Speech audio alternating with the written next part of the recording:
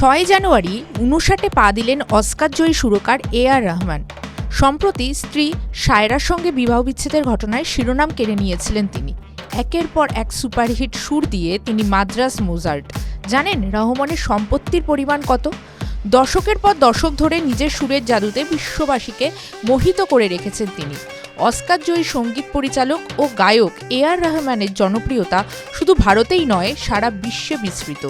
তবে কেবল সুরের জগতেই নয়, অর্থবিত্তের দিক থেকেও তিনি এক বিশাল সাম্রাজ্যের অধিপতি।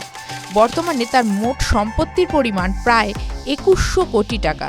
চেন্নাই থেকে লস অ্যাঞ্জেলস ছড়িয়ে থাকা তার বিলাসবহুল বাংলো, দামি গাড়ির সংগ্রহ আর অত্যাধুনিক মিউজিক স্টুডিওর খবর শুনলে যে কেউ চমকে উঠবেন। চলুন দেখে নেওয়া যাক মোজার্ট অফ মাদ্রাজের রাজকীয় জীবনের কিছু ঝলক। GQ এর রিপোর্ট অনুযায়ী চেন্নাইয়ে রহমানের একটি বিশাল বাংলো রয়েছে। এই বাড়িতে একাধিক শয়নকক্ষ, বিশাল ডাইনিং স্পেস এবং বিনোদনের জন্য আলাদা জোন। তবে বাড়ির প্রধান আকর্ষণ হলো একটি অত্যাধুনিক মিউজিক স্টুডিও।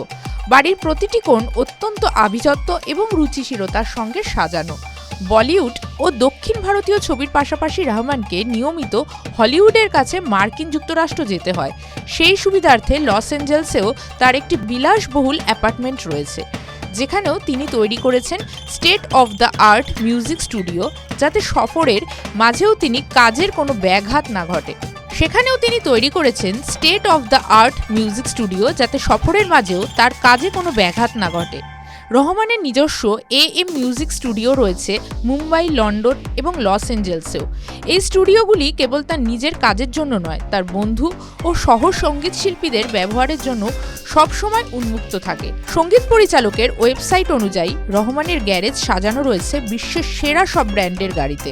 তার সংগ্রহের মধ্যে রয়েছে ভলভো SUV, যার বাজার মূল্য প্রায় 93.87 লক্ষ টাকা, জাগুয়ার, যার দাম প্রায় 1 কোটি টাকা, মার্সিডিজ, যার ক্লাসিক মডেলটির দাম প্রায় 2.86 কোটি টাকা।